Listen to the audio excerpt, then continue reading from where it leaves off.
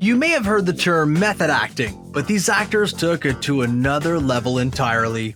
Method acting is a range of training and acting techniques that primarily focuses on actors engaging sincere, emotionally expressive performances, and is mainly derived from the art form of Russian actor Konstantin Stanislavski. Method acting is mostly known for actors digging deep into their characters and doing as much as possible to get into their headspace. For instance, the famous story of Heath Ledger locking himself away in a hotel for months with a Joker diary to prepare for the Dark Knight. While it's a controversial form of acting, many famous actors have used the system in their performances. In fact, I've been method acting as a Screen Rant narrator for years now, but sometimes actors go even further with their performance, blurring the line between where the actors begin and the character ends. In this video, we'll take a look at some of the actors who have incorporated this style and have just flat out refused to break character, even when the cameras have stopped rolling, including bizarre talk show appearances, dramatically altering their appearance, and even texting as the character. These are some of the most remarkable stories of actors refusing to break character. One of the most well-known current method actors is the sensational Joaquin Phoenix. Seen by many as one of the greatest actors of his generation, Phoenix has a ton of amazing performances under his belt. On the set of Walk the Line, he insisted on being referred to only as JR, Johnny Cash's real name, stating that being called Joaquin didn't feel right. As for Paul Thomas Anderson's modern classic The Master, he stayed in character as a disturbed World War II veteran for 3 months.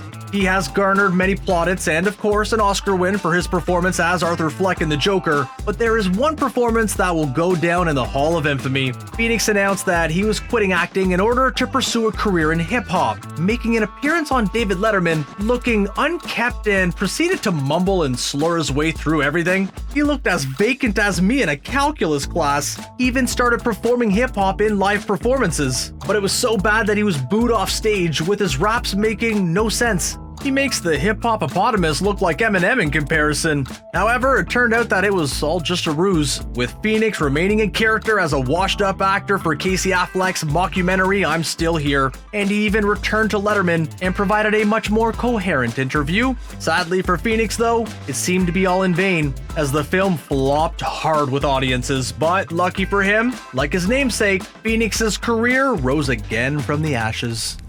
Christian Bale's body transformations are well known by many right now. In order to make his physique look as authentic as possible, Bale would alter his body to the character he was playing. For instance, in The Machinist, Bale dropped down to a weight of 122 pounds, only eating a can of tuna and an apple a day. And here's to think I can't survive without a second breakfast. He then went on to put over 100 pounds in muscle to play the Dark Knight in Batman. He went to the complete extreme to play Dick Cheney for Vice, putting on 40 pounds and relying on a diet of mostly cherry pies and donuts. A diet I've been on for years now, but yeah, not for a movie. But like Phoenix, sometimes the line is crossed. In a now infamous clip, Bale launched into a 4-minute angry tirade directed at director of photography Shane Hulbert after he distracted him on the set of Terminator Salvation.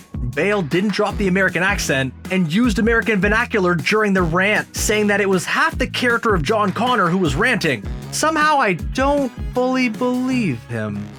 Like Phoenix and Bale, Jared Leto is known for his dedication to his performances, including dramatic body alterations and method acting, like in Dallas Buyers Club where he lost 30 pounds and waxed his entire body. In Blade Runner 2049, to get into the headspace of his character, the actor's contact lenses were used to make him look blind, actually blocking his vision, meaning he actually couldn't see during filming, similar to Jamie Foxx, who actually glued his eyes shut to play Ray Charles in the biopic Ray. Blade Runner director Denis Villeneuve said that Leto required someone to guide him around the set and said that it gave him a strange ethereal quality with all eyes on him. But Leto's method in Suicide Squad went even further. There's something about the clown prince of crime that requires actors delving into their darkest headspace to play the part, and Leto was no different. The actor pranked his co-stars, sending Harley Quinn actor Margot Robbie a live rat and sent Will Smith an envelope full of bullets. He also refused to talk to them behind the scenes, and he was isolated from the rest of the crew. Yeah, sending people rats and bullets will do that. For anyone who has seen the documentary Jim and Andy, The Great Beyond, you'll know that filming of Man on the Moon was a strange experience to say the least. This was down to the fact that Jim Carrey, who played Andy Kaufman in the movie, refused to break character and in fact insisted that he was channeling Kaufman's spirit. Carrey would remain as Kaufman, or his vulgar alter ego Tony Clifton, 24/7 throughout filming, demanding to only be called Andy, and would often ruffle feathers of the cast and crew. One of the strangest instances was when he tried to break into Steven Spielberg's office demanding to see the shark from Jaws. In one bizarre case, he drove around set with a paper bag on his head and ended up unsurprisingly crashing, but karma can be harsh. And for Carrey, it came in the shape of wrestler Jerry Lawler. The filmmaker set about emulating the fake feud between Lawler and the real Kaufman, with Lawler slapping Kaufman in a stunt on Letterman. But Carrey wanted authenticity, and despite being banned from fighting Kaufman for insurance reasons, Carrey antagonized Lawler to fight him, and even spat on him to get a reaction. The bait worked, with Lawler fighting Carrey for real, and Carrey ending up in the hospital. The moral of the story is, don't start a fight with a real-life wrestler. De Niro is one of the greatest actors of all time, with his peak, arguably, culminating between the late 70s to early 80s. Two of his most notorious films from this time are Martin Scorsese's films Taxi Driver and Raging Bull, and De Niro went above and beyond for both. For Taxi Driver, De Niro actually got his cab license and would drive around New York taking fares to get a greater understanding of his character, working 12-hour shifts. For Raging Bull, De Niro underwent crazy body performances for the part, getting in incredible shape for a young Jake LaMotta before production was paused so De Niro could eat his way through Italy and France to gain 60 pounds for an older Jake. But his dedication didn't stop there. For the 1991 movie Cape Fear, in order to look more like a homicidal maniac, De Niro spent $5,000 for a dentist to grind up his teeth. Yeah, that'll do it, Bobby. Of course, it wouldn't be a method acting list without including Daniel Day-Lewis. With enough stories and anecdotes to have a video of just him, Daniel Day-Lewis is not afraid of diving headfirst into a character. For the movie My Left Foot, DDL spent 8 weeks in a clinic in Dublin specifically for people with cerebral palsy. He also refused to get out of his wheelchair, meaning that crew members had to carry him around set. Much to their delight, I bet. The role took a physical toll on his body though, with DDL actually breaking 2 ribs from being constantly hunched over. But of course, the DDL stories, oh, they don't stop there. In preparation for Last of the Mohicans, DDL went AWOL, retreating to the wilderness, learning to build canoes and live off the land. For the filming of Lincoln, the actor spent years reading up on the character before remaining in character throughout production, even texting as Abraham Lincoln, signing off as A or the Commander-in-Chief. Yeah, I never knew they had cell phones in Lincoln's day. I would love to see Lincoln's Instagram and Tinder pages. Anyway, DDL announced that he has now quit acting and now reportedly lives a quiet life practicing cobbling and stonemasonry. Although I am still not convinced that he's just not playing a part of retired actor. Hey, maybe he'll get into hip-hop too. Like DDL, Adrian Brody shed all of his personal possessions for a simpler life, and that was in preparation for the role of Władysław Spillman in The Pianist. In preparation for the role, Brody took piano lessons in order to better impersonate Spillman and lost 30 pounds to make it look like he'd been hiding from the Nazis. Brody even gave up his apartment in New York, his phone, and his car in order to shed his material possessions, which caused considerable strain on his relationship with his girlfriend at the time, who broke up with him. Brody would get the last laugh though, acquiring the greatest material possession an actor could wish for. That's an Oscar.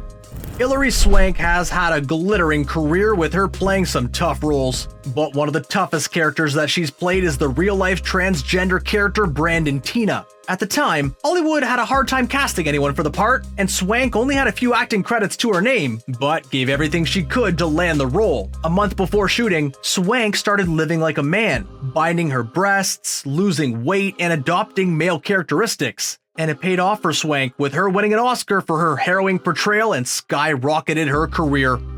Another classic actor, Dustin Hoffman, has sparkled on screen for decades, and he, unsurprisingly, is another actor who adopts method acting, much to the dismay of his Marathon Man co-star Laurence Olivier. During filming, Hoffman wanted to get into the headspace of the character and look as authentic as possible, and slept out on the streets of New York to look as tough as possible. Concerned, Olivier asked Hoffman what was wrong with him, and Hoffman explained how he had been staying up for 3 days and nights, to which Olivier replied with the now infamous retort, "Why don't you just try acting?" Although the term wasn't used then, that is a considerable burn. However, Hoffman considerably crossed the line during filming of divorce drama Kramer vs. Kramer. Not only did Hoffman use the method acting technique to get an emotional response from himself, he used it to get it out of co-star Meryl Streep. Before filming a scene, Hoffman slapped Streep across the face to goad her into anger, which I imagine worked pretty darn well. But Hoffman really went too far when he made remarks about the passing of actor John Cazale, who was Streep's partner up until his tragic death, in order to invoke a higher performance. His methods did arguably work, however, with Kramer vs. Kramer performing well during awards season. Like DDL, there are a plethora of behind-the-scenes Marlon Brando stories. While some of them don't exactly paint him in a great light, such as him turning up overweight and not knowing his lines for Apocalypse Now, you can't argue that Brando is a heavyweight in the industry and one of the most influential actors of all time. He was also one of the most notable students of method acting. For example, on his Broadway debut in Truckline Cafe, Brando would proceed to run up and down stairs before having a stagehand pour a bucket of ice on his head to make it seem like he really was emerging from a lake. But one of his greatest method acting cases arises from his role in The Men. The movie takes place in a military hospital for paraplegics, and in preparation, Brando spent a whole month in a hospital bed at a veterans hospital. This was one of the earliest instances of method acting in Hollywood, and it is because of Brando that it's been such a main staple in the film industry. And cut! What do you think was the most bizarre story? What was your favorite method acting performance? Let us know in the comments, and make sure to subscribe to Screen Rant for more interesting content. Take care. We'll see you next time.